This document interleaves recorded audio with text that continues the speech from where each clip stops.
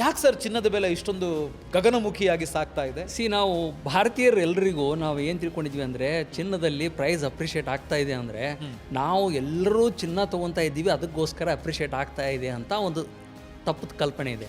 But ಆಗ್ತಾ ಇರೋದೇ ಬೇರೆ. ಎಸ್ಪೆಷಲಿ 4-5 ವರ್ಷದಿಂದ ಏನಾಗಿದೆ ಅಂದರೆ, ಎಲ್ಲ across the world central banks ಅಂದರೆ ಈ ನಮ್ಮ ಇಂಡಿಯನ್ ಕಂಟೆಸ್ಟ್ ಹೇಳ್ಬೇಕಂದ್ರೆ RBI ಇವ್ರು ಏನು ಮಾಡಿದ್ರು ಅಂದರೆ, ಮೊದಲು ಡಾಲರ್ ರಿಸರ್ವನ್ನು ಇಟ್ಕೊಂಡಿದ್ರು. ಸೊ ಸ್ಲೋಲಿ ಡಾಲರ್ ಮೇಲೆ ಡಿಪೆಂಡ್ ಆದರೆ ಕಾನ್ಸಂಟ್ರೇಟೆಡ್ ರಿಸ್ಕ್ ಹೆಚ್ಚಿಗಾಗುತ್ತೆ ಅಂದ್ಬಿಟ್ಟು they started to sell the dollars and ಗೋಲ್ಡನ್ನು ಅದ್ರ ಬದಲು ರಿಸರ್ವ್ ಮಾಡಲಿಕ್ಕೆ ಸ್ಟಾರ್ಟ್ ಮಾಡಿದರು. ಈ ಗೋಲ್ಡ್ ರಿಸರ್ವನ್ನು ಮಾಡಲಿಕ್ಕೆ ಸ್ಟಾರ್ಟ್ ಮಾಡಿರೋದ್ರಿಂದ ಅವರು ಟನ್ ಗಟ್ಟಲೆ ತೊಗೋತಾ ಇದ್ದಾರೆ ಸಿನ್ಸ್ 3-4 ಇಯರ್ಸಿಂದ. ಸೊ ಅದಕ್ಕೋಸ್ಕರ ಪ್ರೈಸ್ ಅಪ್ರಿಷಿಯೇಟ್ ಆಗ್ತಾ ಇದೆ. ಬಟ್ ನಾವು ರಿಟೇಲ್ ಇನ್ವೆಸ್ಟರ್ಸ್ ನಾವೆಲ್ಲರೂ ಏನು ತಿಳ್ಕೊಂಡಿದ್ವಿ ಅಂದರೆ, ಗೋಲ್ಡ್ ಪ್ರೈಸ್ ಇವತ್ತು ಅಪ್ರಿಷಿಯೇಟ್ ಆಗ್ತಾ ಇದೆ ಅಂದರೆ ಎಲ್ಲರೂ ನಾವು ಗೋಲ್ಡ್ ಆರ್ನಮೆಂಟ್ ತೊಗೊತಾ ಇದ್ವಿ, ಗೋಲ್ಡ್ ಹಿಂದೆ ಬಿದ್ದಿದ್ದೀವಿ ಅಂದಕ್ಕೋಸ್ಕರ ಪ್ರೈಸ್ ಅಪ್ರಿಷಿಯೇಟ್ ಆಗಿದೆ ಅಂತ ತಿಳ್ಕೊಂಡಿದ್ದಾರೆ. ಆ ಥರ ಏನಿಲ್ಲ.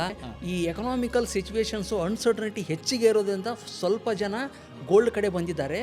ಆ್ಯಂಡ್ ಹಿಸ್ಟಾರಿಕಲಿ ನೀವು ತೆಗೆದು ನೋಡಿದರೆ ಈಕ್ವಿಟಿ ಮಾರ್ಕೆಟ್ ಅಥವಾ ಸ್ಟಾಕ್ ಮಾರ್ಕೆಟು ಮತ್ತು ಗೋಲ್ಡಿಗೆ ನೆಗೆಟಿವ್ ಕೋರಿಲೇಷನ್ ಅಂತಾರೆ. ನೆಗೆಟಿವ್ ಕೋರಿಲೇಷನ್ ಅಂದರೆ ಯಾವಾಗ ಸ್ಟಾಕ್ ಮಾರ್ಕೆಟ್ ಡೌನ್ ಆಗಿದೆ, ಗೋಲ್ಡ್ ಅಪ್ ಆಗಿದೆ, ವೈಸ್ ವರ್ಸ. ಸೊ ಆ ಟ್ರೆಂಡ್ ಇದ್ದೇ ಇದೆ. ಬಟ್ ಹಾಗಂದ ತಕ್ಷಣ ಈಗ ಈ ಬಂದಿರುವಂಥ ಹೈ ಪ್ರೈಸ್ ಅಪ್ರಿಷಿಯೇಷನ್ನು ಅಥವಾ ಈಗೇನು ಗೋಲ್ಡಲ್ಲಿ ಏನು ಓಟ ಕಾಣ್ತಾ ಇದೆಯಲ್ಲ, ಇದು ಮೇನ್ಲಿ ಇದಕ್ಕೋಸ್ಕರ ಅಲ್ಲ.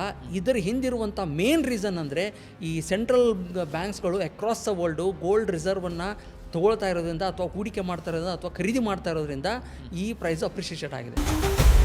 Boss Vala, B the boss.